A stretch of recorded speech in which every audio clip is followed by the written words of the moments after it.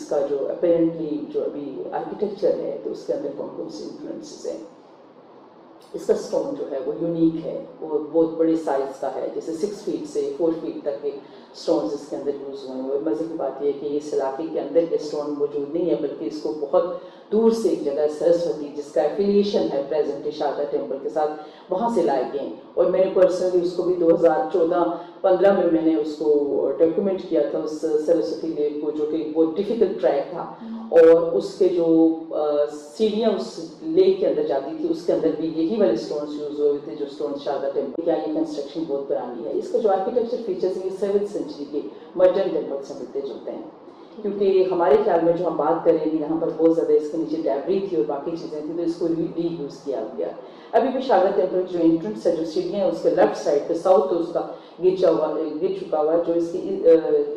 मशरक़ की तरफ जो एक पिलर है उसके अंदर ग्रीक इन्फ्लुएंसेस हैं, और वो उस स्ट्रक्चर के साथ जो शारदा टेम्पल का स्ट्रक्चर है उससे मुमासलत नहीं रखता, बल्कि वो उससे डिफरेंट है। और उसके अंदर ज़्यादा ग्रीक इन्फ्लुएंसेस हैं, जो ये बात रिफ्लेक्ट करता है कि ये जो पुराना वाला शारदा पेड़ का दरवाज़ा था उसका एक साइड रह गई और दूसरी साइड इसकी गिर चुकी हुई है, क्योंकि उससे मिलते जुलते जो राउंड स्टोन है और फिर कैविटी वाले या जो बाकी चीज़ें डिशेज हैं वहाँ में उससे डिस्टेंस कुछ फासले पे भी मिली है। तो इससे ये बात पता चलती है कि इसके अंदर मल्टीपल लेयर्स मौजूद हैं कंस्ट्रक्शन की, एक सिंगल कंस्ट्रक्शन नहीं है। अच्छा, शारदा लेक पर जब हम बात करते हैं कि इसके ऊपर किन किन लोगों ने रिसर्च की, कौन किए, तो कश्मीर के कॉन्टेक्स्ट में हमारे पास सबसे पुराना लिटरेचर है वो राजतरंगी है। अच्छा, राजतरंगी जो है 9वीं सदी की, 11वीं सदी की, उसके अंदर कश्मीर के बादशाहों के बारे में बात की गई है। बट उसकी एक सोशल कल्चरल एक हिस्ट्री को जब हम गौर से पढ़ते हैं तो हमें पता चलता है कि 20 जगह ऐसी है जहाँ पे शारदा के बारे में बात की गई, या इस किशन रिवर के बारे में बात की गई, या इन माउंटेन्स के बारे में जो इससे सेक्रेट हैं, जो इससे एफिलिएटेड हैं, उनके बारे में बात की गई है। और उस राजतरंगी को जो है उसको ट्रांसलेट किया था जो आइंस्टाइन, बड़े फेमस साइकोलॉजिस्ट थे, और then he was the registrar of Punjab university 1892। He visited actually Sharda, और उन्होंने विजिट किया था, श्रीनगर के रास्ते आए थे और सितंबर में उन्होंने विजिट किया था और उसी रास्ते पे आए थे। उसको हम अगर स्टाइन के पॉइंट ऑफ व्यू से देखें तो हमें पता चलता है कि 1892 में जब स्टाइन वहाँ से आए तो स्टाइन ने ये बात को लिखी हुई है कि कहीं भी ये सारी की सारी साइड जो थी वो बैरन थी, और मेरे लिए बहुत डिफिकल्टी हो रही थी मुझे ये पूछने में कि शारदा टेम्पल कहाँ पर है। और एग्जैक्टली उसी खास हज के महीने में स्टाइन ने विजिट किया है, जिसको हमारे यहाँ यूजुअली नरेट किया जाता है कि 47 से पहले यहाँ पे कोई बहुत बल्क में जो है पंडित या बाकी हिंदूज आते थे और इस साइट को विजिट करते थे। तो स्टाइन की ये बात इसको डिनाई करती है। इवन की फोटोग्राफ है, that is part of my research, जो कि एक बॉर्डर लाइब्रेरी इंग्लैंड ने उसको शायर किया, जिसमें स्टाइन उस दरवाजे पे शारदा के खड़े हैं और सराउंडिंग में बहुत हर्ब्स हैं, शर्ब्स हैं और फर्म स्ट्रक्चर जो रिफ्लेक्ट करता है कि ये साइड कोई आबाद नहीं थी, ये बैरन थी बीच में। हाँ, इस बात से इनकार नहीं किया जा सकता कि उसके बाद कोई ऐसा अरसा हुआ हो जो कि 1920 से 25 या 30 के दरमियान का कोई अरसा हुआ कि जबकि थोड़े पैमाने पे इसके अंदर कहीं हज वगैरह होता हो, क्योंकि उसके कुछ शवाइद हमें जो ठीकरियाँ और जो मटके और ऐसे पॉट्स जो लोग उठा के लाते थे चढ़ावे चढ़ाने के लिए, वो डिफरेंट जगहों से नीलो वैली के अंदर निकले हैं, जिसमें वो एक खास उनका रिचुअल्स होते हैं, जैसे घी की रोटियाँ बनाना या बाकी चीज़ें। तो वो ये रिफ्लेक्ट करती है कि लोग इस जगह को विजिट करते थे, और अगर वो विजिट भी करते थे तो मेरे ख्याल में वो कश्मीरी पंडित ही इसको विजिट करते थे, उनकी अपनी इसके साथ एक एफिलिएशन थी, लेकिन उसमें कहीं भी साउथ के हिंदूज का अमल दखल नहीं था। जो हम जिसको हम अमरनाथ यात्रा के साथ कंपेयर करते हैं कि वहाँ पर साउथ के हिंदूज आते हैं विजिट करते हैं, तो इस जगह पे कहीं भी मुझे नहीं लगता था कि वो बहुत ज़्यादा इसके अंदर उनका आना जाना था। तो साइंस को लेके उसके बाद से कोई खास रिसर्च नहीं हुई थी, हमारे पास कुछ और हिस्ट्री है, नैरेटिव्स हैं, पर उसको हम मान करती थी क्योंकि उनके जहन में तक एक पुरानी साइट है। तो वो हमारे यहाँ जैसे ओरल हिस्ट्री के अंदर भी आपने देखा होगा कि लोगों की एफिलिएशन हो जाती है, वो समझते हैं कि ये हमारा कोई पीर है या कोई ये बड़ी जगह है, तो वो भी उसी के ऊपर अपनी मनतें मरादें, जैसे जाके बच्चा बीमार हो गया, कोई और चीज़ हुई तो वो मानते थे। ये वाली हिस्ट्री जो है ये मौजूद है। अब 1882 के बाद 1892 के बाद यहाँ पर स्टाइन के बाद जो रिसर्च हुई थी वो वही थी जो कायदर्स यूनिवर्सिटी में प्रोफेसर डॉक्टर मोहम्मद अशरफ जो उस वक्त वहाँ पे डायरेक्टर थे, उनके साथ उनके सुपरविजन में एक्चुअली ये सप्लेंट फर्स्ट एक्सकवेशन हुई, जिसके बाद हमें ये बाकी रिजल्ट्स मिलते हैं। फिर भी मैं समझती हूँ कि इन चीज़ों के बावजूद अभी तक बहुत सारी जगह ऐसी है जिनको एक्सप्लोर करने की ज़रूरत है,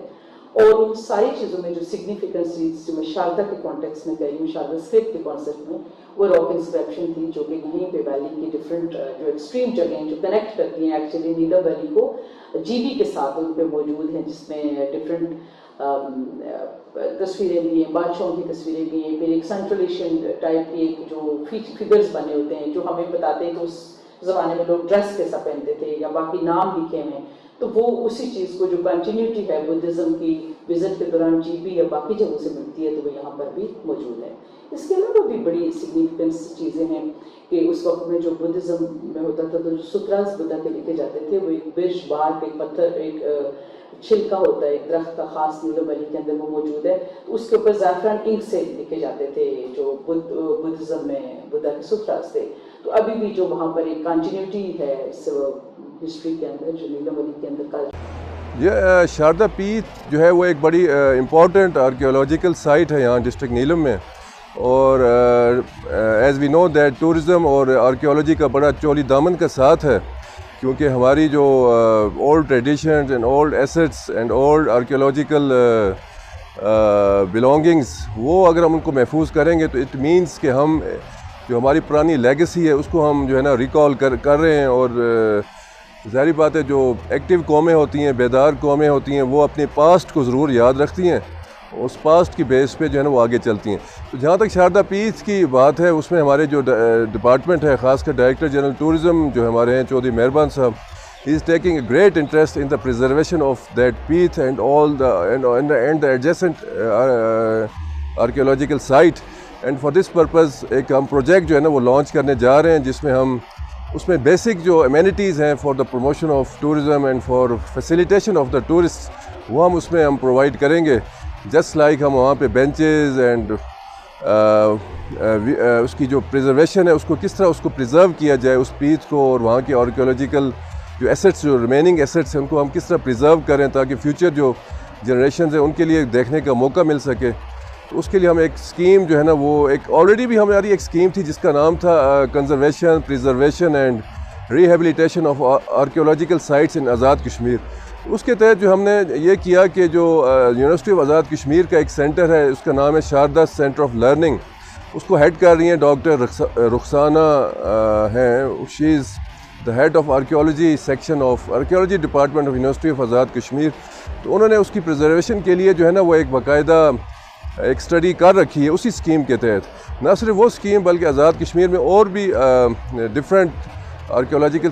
جو ایسٹس ہیں ان کی پریزرویشن کے لیے انہوں نے اس کی اسٹڈی مکمل کر لی گئی ہے۔ تو اب وہ اسٹڈی کیونکہ ہمارے پاس آ چکی ہے، so the process of preparation of PC1 is in process, so once the PC1 is prepared, so یہ اسکیم گورنمنٹ کو فار اپروول جو ہے نا وہ اس کے لیے ہمارے پاس فنڈز حاصل ہو جائیں گے، اور پھر ان تمام ایسٹس کو ہم جو ہے نا ریہیبلیٹیٹ کریں گے۔ تو یہ جو ہے خاص کر شاردا پیت کی جو ہم بات کر رہے ہیں، کیونکہ ڈسٹرکٹ نیلم سے اس کا تعلق ہے، تو وہ ود ان کمنگ پیریڈ آپ دیکھیں گے کہ وہاں پہ ٹورسٹ کے لیے بیٹر فیسلٹیز، ان کی ٹک شاپ اور ویو پوائنٹس اور سٹنگ ایریاز، اور اس کے بعد اس کی پراپر ڈریسنگ جو ہے نا اس ایریا کی وہ ہم کریں گے، اور تاکہ وہ ایک نہ صرف اس کی پریزرویشن ہو بلکہ ٹورسٹ کے لیے ایک اچھی مزید ایک ایڈیشنل پوائنٹ ڈیولپ ہو، اور آنے والے وقتوں میں بھی اس کو ہم پریزرو کر سکیں۔ Master Muhammad Akram Qureshi belongs to Sharda village. میں نے 42 سال سروس کی ہے، government service as a teacher. تو پھر جب میں ٹیچنگ میں آیا تو میں نے اپنے آباء و اجداد کی ضد میں سرچ کیا قلعے کے بارے میں، چونکہ ہمارے آباء و اجداد یہ کہاوتیں بتاتے تھے کہ یہ قلعہ جنوں اور پریوں نے بنایا ہے، شاردا کا قلعہ جو ہے یہ ہمارا جو ہے یہ جنوں اور پریوں نے بنایا ہے۔ پھر ہم نے اس کو یعنی ثابت کرنے کے لیے ہم نے سرچ کیا لاہور عجائب خانے سے جا کر، تو پتہ یہ چلا کہ یہ جنوں اور پریوں کی ساخت نہیں ہے بلکہ یہ انسانوں کی ساخت ہے، اور انسان بھی اس وقت کے جو اتنے بھاری پتھروں کو اٹھا سکتے تھے، ان کی عمریں 1400 سال تھی، 900 سال سے 1400 سال تک ان کی عمریں تھیں، جس کا پروف قرآن پاک میں بھی موجود ہے۔ اور انہوں نے ان کے قد جو تھے وہ 70 فٹ تھے، 50 سے 70 فٹ تک وہ اتنے بھاری پتھر کو اٹھا سکتے تھے،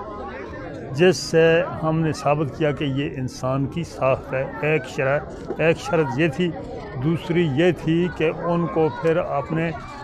حفاظت کی ضرورت پڑی، تو حفاظت کے لیے انہوں نے اس میں قلعے کی دیواروں میں شیل پروف بنائے، مورچے بنائے، جبکہ اس کے مقابلے میں جنوں اور پریوں کو شیل پروف بنانے کی ضرورت نہیں پڑتی،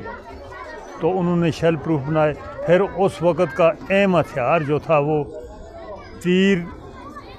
اندازی تھا، تیر کمان تھا، تو تیر اندازی کے لیے وہ اس شیل پروفوں میں وہ جو دیواروں میں مورچے جیسے بنائے بخاری کی طرح، ان میں سوراخ رکھے انہوں نے، تو اس سے وہ تیر اندازی کرتے تھے۔ تیر اندازی کس کو کرتے تھے؟ ڈر ان کا اس وقت کس کا تھا؟ ان کو کہ جنگلی درندوں کا، بھیڑیوں کا، اور واقعی ہی اس وقت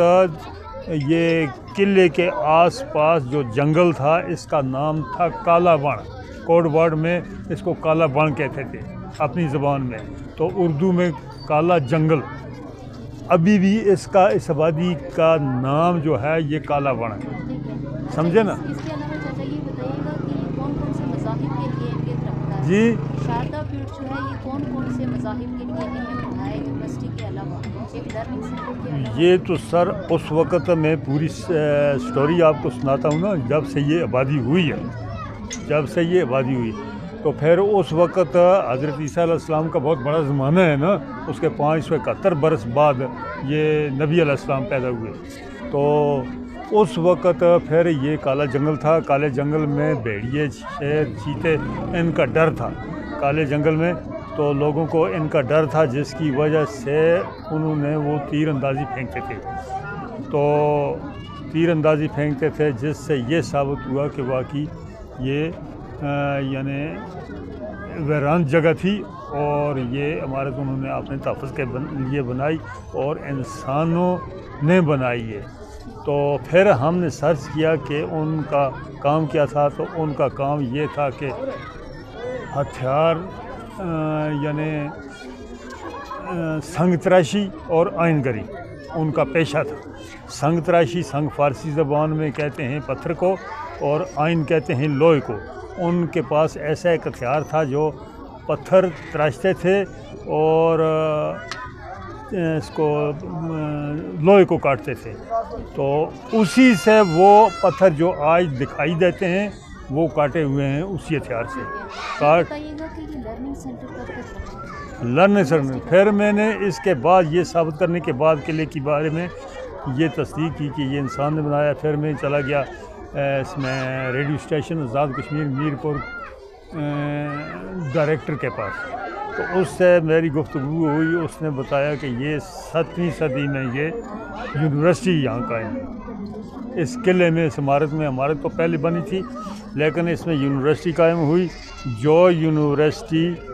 بدھ مت کے زمانے میں تھی۔ یہاں کی بدھ مت کی تعلیم ہوتی تھی، اور یہ سب سے پہلی بر صغیر میں سب سے پہلی یونیورسٹی، جس میں بر صغیر کے 5 ایشیائی ملکوں سے آ کر یہ لوگ جو ہیں یہ پڑھتے تھے، ادھر تدریس حاصل کرتے تھے اسی زبان میں، سمجھے؟ بات درست ہے کہ یہ دنیا کی پہلی یونیورسٹی تھی؟ پہلی یونیورسٹی تھی، تو یہ لوگ آ کے ایشیائی ملکوں سے یہاں پڑھتے تھے۔ پھر میں نے اس سے ڈائریکٹر کے ساتھ یعنی 1 گھنٹے کا میرا تبصرہ ہوا اس کے ساتھ، اس نے بتایا، میں نے پوچھا کہ وہ کیسے آتے تھے، اس وقت ان کا ذرائع آمد کیا تھا، تو اس نے بتایا کہ یہ ان کا ذرائع آمد یہ وہ قافلوں کی شکل میں دروں کے راستے آتے تھے۔ تو پھر میں نے پوچھا کہ درہ کسے کہتے ہیں، اس نے بتایا کہ درہ 2 پہاڑیوں کے درمیان تنگ سے راستے کو درہ کہتے ہیں، تو دروں کے ذریعے قافلوں کی شکل میں آتے تھے اور یہاں رہ کر وہ تعلیم حاصل کرتے تھے گھروں میں، تو پھر چلے جاتے تھے۔ تو 50,000 کا طالب علم، 50,000 کی یونیورسٹی تھی، کتب کی یونیورسٹی تھی، یہاں پر وہ درمیان میں جو چبوترا ہے نا اس میں رکھی ہوئی تھی 50,000 کتابیں،